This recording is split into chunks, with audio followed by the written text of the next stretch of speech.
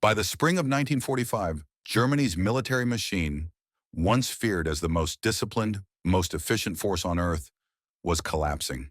The generals who had marched across Europe just 5 years earlier now faced a truth too immense to comprehend.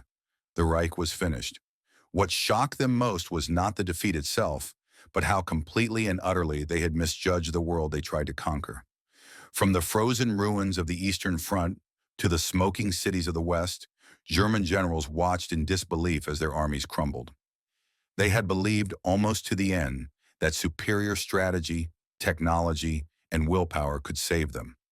But by 1945, even the most loyal commanders could no longer deny reality. In the war rooms of Berlin, maps meant nothing.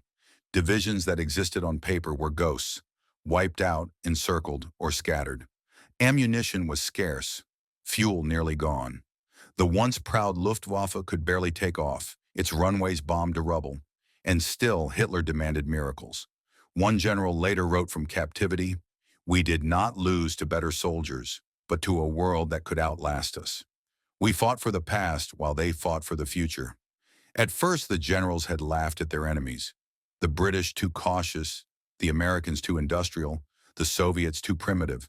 They saw themselves as heirs to a warrior tradition, men of iron discipline and tactical genius. But in truth, their war had turned into something far beyond tactics. It was a war of endurance, of resources, of morality, and in that, Germany was doomed. As Allied forces advanced from both directions, the generals gathered in underground bunkers, still drawing arrows on maps, still issuing orders to units that no longer existed. Some clung to fantasies of secret weapons and last stands. Others simply stared at the walls in silence, realizing they had led their men into annihilation. Many of them had once believed they could outthink defeat, but when they saw the endless columns of Allied tanks, the skies dark with bombers, and the Soviet armies surging west like a tide of vengeance, they understood that Germany had been fighting the wrong kind of war. For the first time, the generals saw what their pride had blinded them to, that no amount of strategy could overcome the combined will of nations united against them. And as the Reich began to burn, they were forced to ask a question they had avoided for years. How could the masters of modern warfare lose so completely? The answer, they would learn, lay not just in the battlefield, but in the very heart of their command, in arrogance, in obedience, and in the refusal to see the world as it was.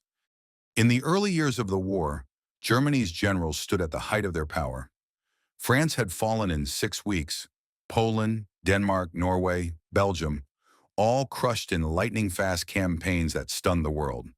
The term blitzkrieg became a symbol of unstoppable might. In those days, the generals believed themselves invincible. They credited their victories to superior tactics and training. In truth, they were fighting nations unprepared for the scale of modern war. German tanks rolled where roads had barely been built. Their air force ruled skies still unguarded. Every success fed their confidence and their illusion of perfection. But deep inside, some officers began to worry. Blitzkrieg depended on speed and surprise. It was never built for a long war.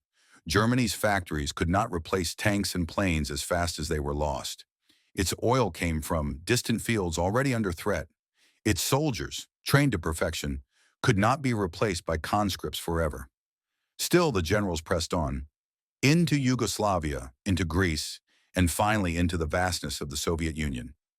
Operation Barbarossa, June 1941. The greatest invasion in history.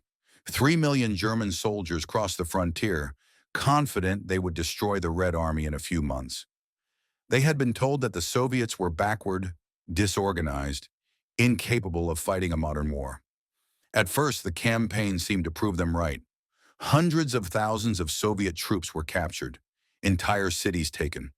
Yet as autumn came, the German advance slowed, then stalled. The distances were too vast. The supply lines stretched thin. The cold came early and the Soviet resistance hardened. By winter, the Wehrmacht was bleeding. Tanks froze. Fuel turned to sludge. Men died in their sleep, not from bullets, but from the cold. The generals begged for retreat, but Hitler refused.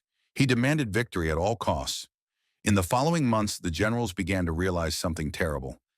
They had misjudged not just their enemies, but the entire nature of the war they were fighting. They were tacticians in a conflict that demanded strategy. They were experts in destruction, but blind to the logistics that sustained their foes. A captured general would later admit, "We believed we could fight the world with courage and precision. We forgot that courage cannot refuel a tank, and precision cannot build a plane."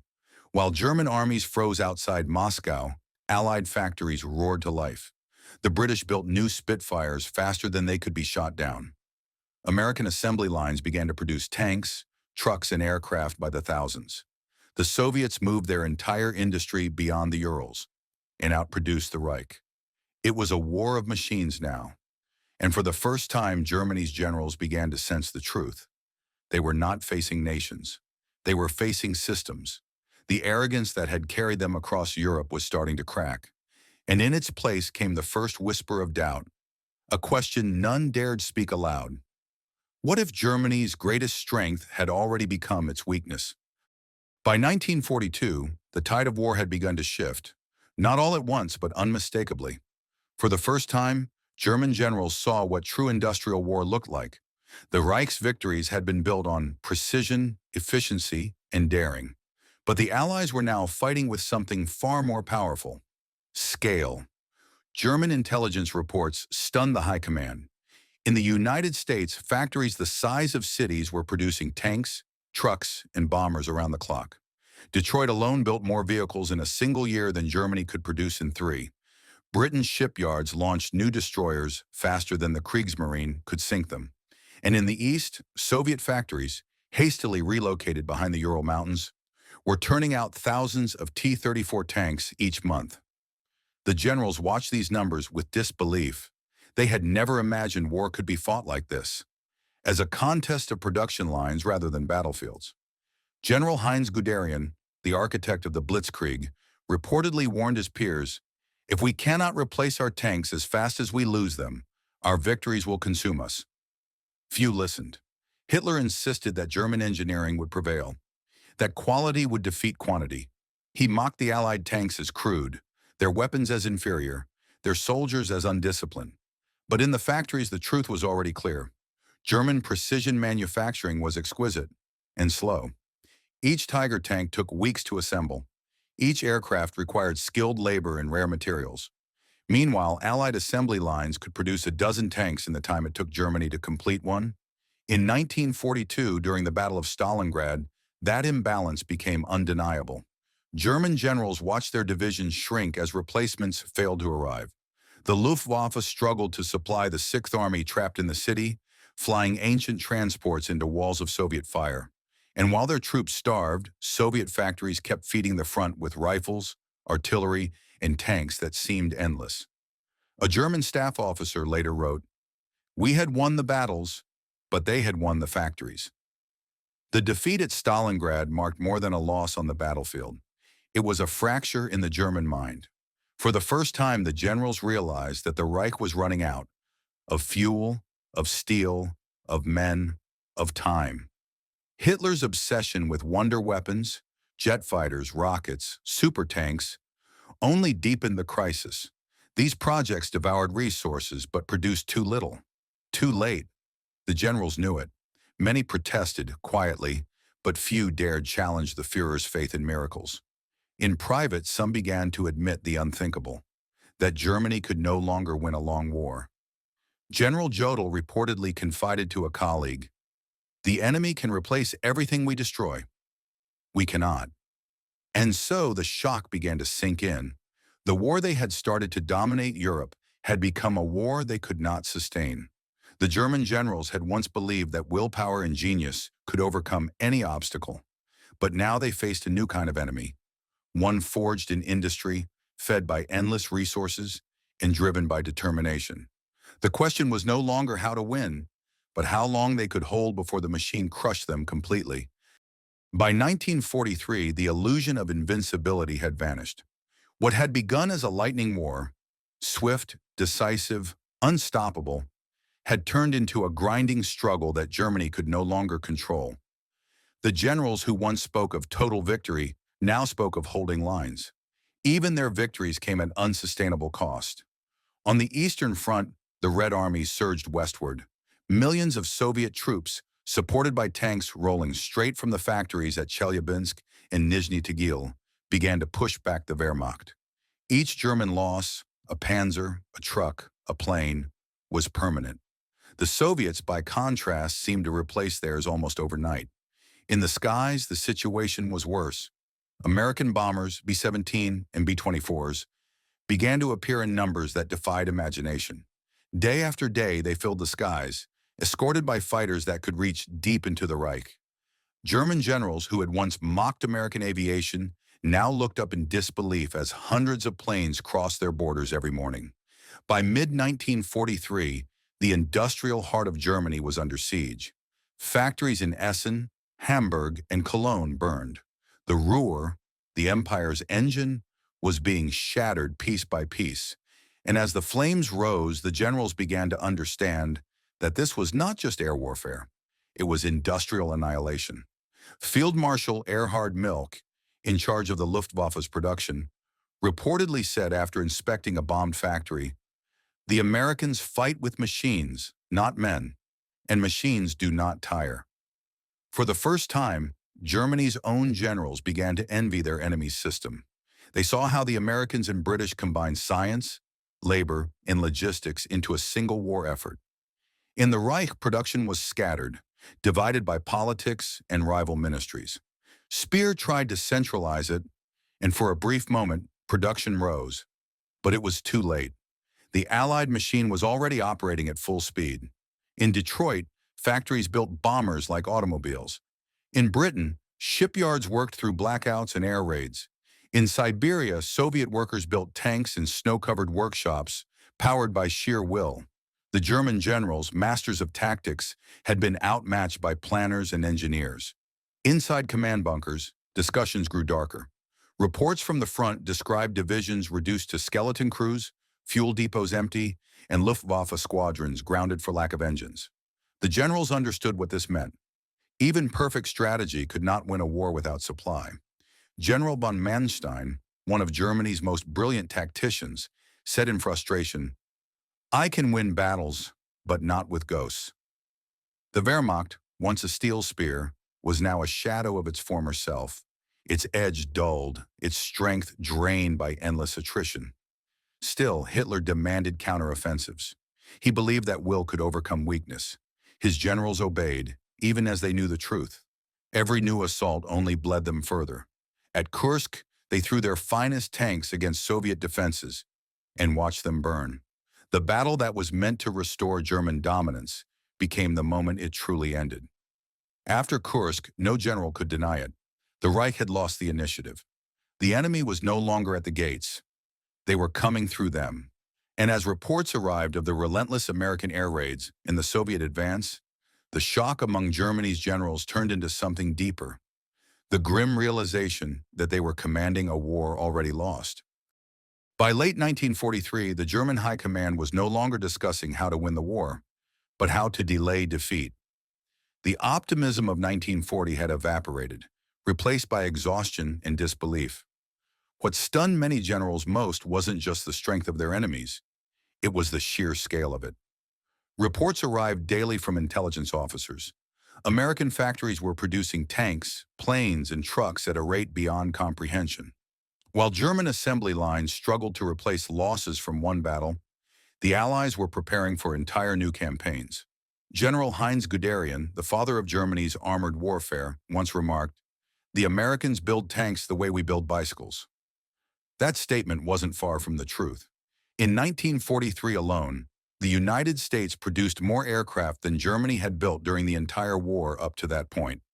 The scale was industrial, almost impersonal, a war fought by machines, fueled by factories that never slept. The Luftwaffe's officers were among the first to feel the consequences. Pilots reported endless formations of enemy bombers, so many that they no longer counted them, only the columns of smoke they left behind. The P-51 Mustang, with its long-range escort ability, soon appeared, and with it, air superiority shifted permanently. Even ace pilots like Adolf Galland, who had once mocked Allied aircraft as clumsy and inferior, were forced to admit the truth. Gallen later wrote, "They were everywhere, and they never stopped coming." Within the bunkers of the OKW, Germany's Supreme Command, generals began arguing among themselves. Some blamed Hitler's interference, others blamed a lack of resources or coordination. But behind closed doors, many admitted what could never be spoken aloud. The war was unwinnable. Field Marshal Albert Kesselring confided to a colleague, "We are not fighting armies anymore. We are fighting a world that makes armies." The Western Allies had turned war into an industry. Their strength wasn't just in numbers, but in consistency. Trains carried fuel, spare parts, and ammunition across continents, while ships crossed the Atlantic in endless convoys. Even as submarines hunted them, the flow never stopped. Meanwhile, German generals faced shortages so severe that entire divisions lacked trucks, radios, or winter clothing. The Wehrmacht, once known for its mobility, was now bogged down by scarcity. Soldiers marched on foot while the Americans rode in jeeps and half-tracks. It was in these moments that disbelief turned into dread. The generals began to see their defeat not as a single event, but as an avalanche. Slow, unstoppable, inevitable. In 1944, when Allied forces landed in Normandy, many German officers were still convinced that the invasion could be contained. They trusted in their coastal defenses, in their tanks, in the skill of their troops, but within days they realized what they were truly up against: an enemy that could afford to lose and keep coming. One officer near Caen later described watching American columns roll inland for hours without pause. "It was endless," he said. "We destroyed tanks and more came. We shot down planes and more appeared. Their supplies seemed infinite. Ours was already gone." The German generals, once so confident in their superiority, were forced to confront a truth they had never considered. Their enemy's strength did not come from pride or even strategy, but from preparation. The factories of America and Britain had become the true generals of the war, and they were winning it one machine at a time. By the summer of 1944, the illusion of control within the German High Command had completely collapsed. The tide had turned, and even the most devoted officers could no longer deny it. The Allies had landed in France, the Soviets were advancing in the east, and the Luftwaffe, once the pride of Germany, was bleeding out in the skies. Inside Hitler's headquarters, the atmosphere was tense, almost unreal. Maps covered in red pins told the story better than any speech could. The lines of the Reich were shrinking. Each report that arrived spoke of retreat, encirclement, or annihilation. Yet Hitler refused to accept it. He blamed his generals for lacking faith, for cowardice, for treason. To question him was to risk death. Many officers, broken between duty and reason, wrote their thoughts only in private diaries. General Gunther Blumentritt wrote in one entry, "We are fighting ghosts, ghosts of victories long past. Our weapons are fewer, our men exhausted, and yet we are told to believe the irony was painful." These same generals had once believed in invincibility. They had laughed at the weakness of their enemies, mocked their machines, dismissed their spirit. Now it was the Allies who possessed what Germany once had: confidence, momentum, purpose. In the West, American divisions poured through the countryside with endless supplies of tanks and trucks. The sky was filled with bombers and fighters, untouchable and unending. The generals who had once boasted about the Blitzkrieg now watched as their own armies were crushed by an industrial storm. For men like Field Marshal Gerd von Rundstedt, the reality became unbearable.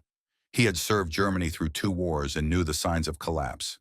When asked by a staff officer how to stop the Allied advance, he replied bitterly, "Make peace, you fools. Can't you see it's over?" But peace was not allowed. Hitler demanded miracles, and his generals were forced to obey, sending young soldiers to die in hopeless counterattacks. The Ardennes offensive, what the world would call the Battle of the Bulge, was one of these desperate acts. It began with promise, snow, surprise, and ferocity. For a moment, the German High Command dared to hope again. Reports of American units surrendering reignited old arrogance. They believed the Western Front could still be broken. But when the fog lifted and Allied air power returned, that hope turned to ash. Columns of German armor were torn apart by Thunderbolts and Mustangs. Supply convoys were annihilated. The offensive collapsed, and with it, the last illusion of victory. After the failure in the Ardennes, something changed in the hearts of the generals. The laughter was gone. The pride that had once filled the war rooms had turned into quiet resignation. General Jodl, one of Hitler's closest advisors, was heard saying, "Every victory now is only a delay. We no longer fight to win, we fight to die slower." As winter gave way to spring, the once proud German command began to crumble under its own weight. Their armies were trapped between two unstoppable forces, the Red Army in the east and the Allies in the west. In secret, some generals began discussing surrender, while others still clung to loyalty. But all knew the truth. The Reich that was meant to last 1,000 years would not survive another month. And in those final days, as Berlin prepared for its end, the generals who had once dreamed of empire now faced the bitter reality of defeat. A defeat born not only of battle, but of blindness. By early 1945, the German generals no longer commanded armies. They managed chaos. The Reich they had built on discipline and order was now collapsing under the weight of its own delusion. Supply lines were gone, communications shattered, morale destroyed. What remained was desperation and silence. The front lines no longer existed in any meaningful sense. In the east, the Red Army rolled forward like a tide of steel, its artillery flattening entire cities. In the west, American and British forces advanced methodically, crossing the Rhine with overwhelming power. The generals who had once led offensives across Europe were now reduced to defending streets, villages, and bridges. Knowing each one was only temporary. In war councils, maps no longer represented strategy, they represented loss. Every red line drawn was another retreat. Every marker removed was another division destroyed. One officer wrote in his diary, "We no longer plan victories, only delays." Among the generals there was still pride, but it had turned into a kind of stubborn dignity. They refused to surrender, not because they believed in victory, but because they couldn't accept the shame of failure. For men raised in the Prussian tradition of honor and command, defeat was worse than death. But even that pride began to fracture. Some generals, like Model and Busch, tried to fight on until their armies disintegrated.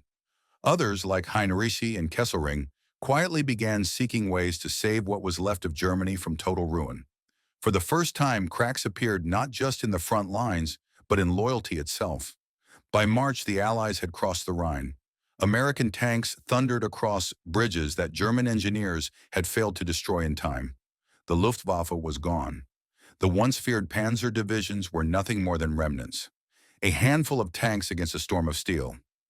When the generals received the reports, they could no longer deny what the soldiers already knew. The war was lost beyond saving. At the Führerbunker in Berlin, Hitler refused to hear it. His generals presented him with maps, but he stared past them, demanding counterattacks with divisions that no longer existed. Those who disagreed were dismissed, or worse. For many officers, obedience turned into quiet rebellion. Some ignored impossible orders. Others surrendered entire divisions rather than sacrifice them needlessly. A few even tried to negotiate with the advancing Allies. The code of loyalty that had defined the German military for centuries was breaking. The oath to Hitler, once sacred, now felt like a curse. In his memoirs, General Blumentritt would later write, "We were prisoners of our own obedience. We knew the war was lost, but we had forgotten how to disobey." As the Allies advanced into the heart of Germany, they found not the proud empire promised by Nazi propaganda, but a landscape of exhaustion. Towns burned, roads collapsed, and the soldiers who once marched with precision now stumbled, starving and lost. Even the generals, once symbols of authority, had become relics of a dying regime. Their commands meant little. Their armies no longer listened. In one of his final reports to the High Command, Field Marshal Albert Kesselring wrote, "The German soldier still fights bravely, but courage without hope is only suffering." It was the first honest statement many had heard in years. And so, as spring came to Europe, the German generals who had once conquered half the continent now stood surrounded, not by enemies, but by the consequences of their own creation. The empire they had built through fire and fear was crumbling, and there was no one left to save it. By April 1945, The German generals had run out of illusions. The front was gone, Berlin was surrounded, and what remained of the Wehrmacht was being annihilated on all sides. The once proud officer corps, men who had led blitzkriegs across Europe, now stood amid ruins and refugees, facing the inevitable. Inside command bunkers, the atmosphere was grim. Reports came in by the hour. Towns falling, divisions wiped out, bridges destroyed. Radio transmissions grew shorter each day, filled with static and silence. Entire units vanished without a trace. In Berlin, Hitler still issued orders, demanding counterattacks from ghost armies that no longer existed. His generals, standing around the situation table, no longer believed, but few dared to speak. One officer later recalled, "We looked at the maps and realized they no longer represented reality. They were only lines drawn on the ashes." Some generals tried to remain loyal, clinging to the idea that history would judge them differently if they fought to the end. Others began to think beyond the war, about survival, about their families, about Germany's future. In the West, Field Marshal Model dissolved his army rather than surrender it, telling his men to go home. In the East, General Heinrici fought not for victory, but to buy civilians time to flee the Red Army's advance. These men, when once conquerors, had become guardians of retreat. When American forces reached the Elbe River, they encountered scenes of surrender unlike any in history. Columns of German soldiers, tens of thousands at a time, walked forward with white flags, their generals leading them. Many carried their rifles upside down, not as defiance, but as acknowledgement of defeat. In one remarkable moment near Magdeburg, an American officer wrote, "The German commander saluted me with precision, then handed over his pistol. He said, 'My men have done their duty.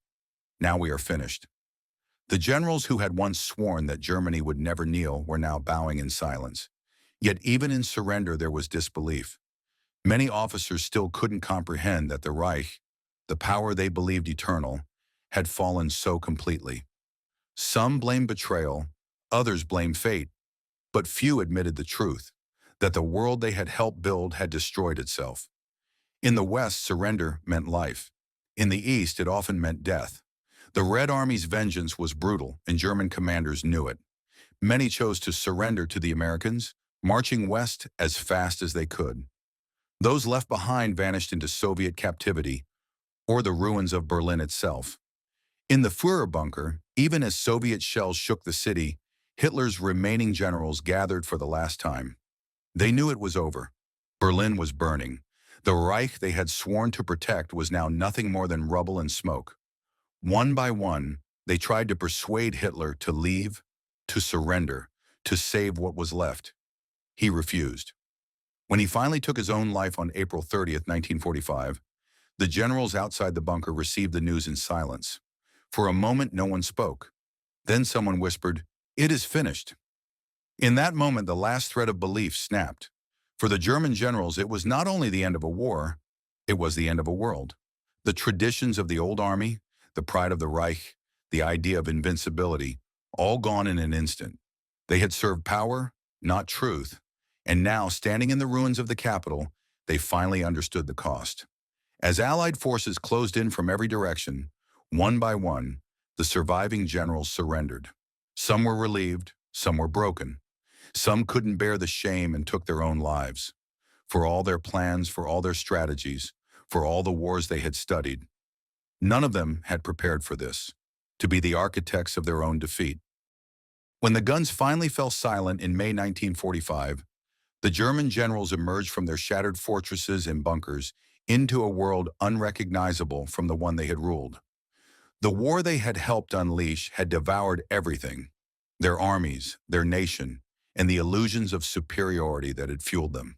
The surrender was not one moment, but thousands. Across Europe, in forests, on airfields, in crumbling cities, German officers handed over their pistols, their maps, and their pride. Some still wore medals polished for battles long past. Others had torn off insignia to hide their rank. The soldiers who had once shouted "Sieg Heil" now whispered for mercy. In Flensburg, the last remnants of the Nazi government, led by Admiral Karl Dönitz, signed the unconditional surrender. For the generals of the Wehrmacht, the words were unbearable. Unconditional surrender, a phrase that meant no negotiation, no honor, only acknowledgement of total defeat. At that moment, many of the highest-ranking officers, men who had spent their lives in uniform, stood in stunned silence. They had believed until the end that Germany's military tradition could save them. Now they saw that it had only prolonged the suffering. In their journals and interrogations after the war, their shock was palpable. General Jodl admitted, "We believed discipline would overcome reality." General Blumentritt wrote, "We thought ourselves masters of war, but war mastered us." For decades, they had seen themselves as heirs to the old Prussian glory, men of strategy and precision. But the world no longer feared them. It pitied them. In the days after the surrender, Allied officers escorted German generals through the ruins of their cities, Hamburg, Cologne, Berlin. The destruction was beyond comprehension. Streets that once echoed with parades were now graveyards of stone. One American colonel later recalled, "They looked at the ruins as if seeing their own reflection." For many, that was the moment they finally understood the scale of what they had done and lost. The factories that had armed them were ashes. The youth that had fought for them were gone. The civilians they had sworn to protect were homeless, hungry, and broken. The empire they had served so proudly no longer existed. In captivity, the generals were interrogated, studied, and questioned about every decision they had made. The Allies wanted to understand how an entire military elite had followed orders that led to ruin. Many tried to separate themselves from the regime, insisting they had only been soldiers, not politicians. But their own records betrayed them. Their signatures were on the orders, their strategies had fueled the blitzkrieg, their silence had enabled atrocities. One Allied interrogator wrote, "They still spoke like men expecting to command, not confess." Yet as the days turned into weeks, even that arrogance began to fade. Inside POW camps in England and France, German generals lived behind barbed wire, guarded by the very soldiers they had once scorned. They were given food, clean clothes, and books. For men who had seen the inside of Stalingrad or Normandy, it was almost merciful. But the humiliation ran deeper than any punishment. They had lost not only the war, they had lost their identity. In the quiet of the camps, they replayed every battle in their minds, searching for where it had all gone wrong. Some blamed Hitler, some blamed each other. A few finally admitted what few had dared to say during the war. Germany was doomed the moment it believed it could conquer the world. In their isolation, a strange truth began to surface. For all their pride in tactics and precision, the generals had underestimated something greater: the power of industry, of democracy, of nations united by purpose rather than fear. They had mocked the Americans as amateurs, the Soviets as savages, the British as tired. Yet in the end, those very nations had fought together, outbuilt them, outlasted them, and buried their Reich. For many of the German generals, defeat was not just a military loss, it was a moral reckoning. Their doctrines of speed, discipline, and obedience had collapsed under the weight of modern war. The world they had tried to control had changed forever, and they were left staring into the ashes of their own making. As one captured officer quietly said to an Allied interpreter, "We won every battle we could, except the one against ourselves." In the months following Germany's surrender, the once proud generals of the Wehrmacht found themselves scattered across prison camps in Britain, France, and the United States. For men who had once commanded hundreds of thousands, their world had shrunk to a few square meters of dirt and barbed wire. They had led an army that had marched from the Atlantic to the Volga. Now they marched in circles behind fences, waiting to be judged by the victors. The interrogations continued for years. Allied officers questioned them endlessly, about logistics, about strategy, about Hitler. Many tried to distance themselves from the regime they had once served. "We were soldiers, not politicians," they said. But their words rang hollow. The evidence was clear. They had been not just witnesses, but architects of a war that had consumed tens of millions. And yet, among the humiliation and the silence, something remarkable began to happen. Reflection. Some generals began to write. They filled notebooks with their memories, analyses, and excuses. But as the months passed, A few went deeper, searching for meaning in defeat. Men like Heinz Guderian, Erich von Manstein, and Albert Kesselring wrote memoirs that tried to explain the disaster. Some justified their choices. Others admitted that they had been blind. One wrote simply, "We believed too much in victory and too little in humanity." For many, captivity revealed truths they had ignored during the war. They began to see how the same system that demanded their loyalty had destroyed their honor. They had fought for a leader who valued destruction over discipline, ideology over reason. And when that leader fell, so too did everything they believed in. One Allied officer later described watching a captured German general stare for hours at a news photograph of Berlin in ruins. He didn't speak, the officer said. He just looked at it, as if trying to understand how an empire could die in rubble. When they were eventually released, many of these men returned to a Germany they no longer recognized. The cities were quiet, the people cautious, the flags gone. There were no parades, no salutes, only rebuilding. The new Germany had no place for the old generals. Some lived long enough to see their former enemies become allies, their country divided by the same powers they had once sought to destroy. For them, defeat was no longer just a military term. It was personal, moral, and eternal. Historians later noted that the German generals' greatest shock came not during the war, but after it, when they finally understood what the Allies had built while Germany had destroyed. The factories, the cities, the democracies, all of it survived and grew stronger, while their own system had collapsed under its own brutality. They had fought for domination, their enemies had fought for survival. And survival, they realized too late, is the greater power. The defeat of Nazi Germany was more than the fall of an army. It was the collapse of an idea, the belief that war could be won through fear, precision, and will alone. The Allies had shown that true strength came not from destruction, but from endurance, cooperation, and compassion. One former Luftwaffe officer later said, "We thought we were teaching the world how to fight, but the world taught us how to live."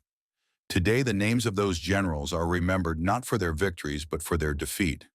The arrogance that once filled their speeches has faded into history, replaced by the silence of remembrance. And as the decades have passed, their story remains a warning of how power without conscience and pride without restraint can lead even the most disciplined minds into ruin. In the end, the German generals who once believed themselves invincible stood before the ruins of their own creation. They had conquered much of the world, but not themselves. And as one of them reportedly whispered during his final days, "We were the best soldiers, but they were the better men."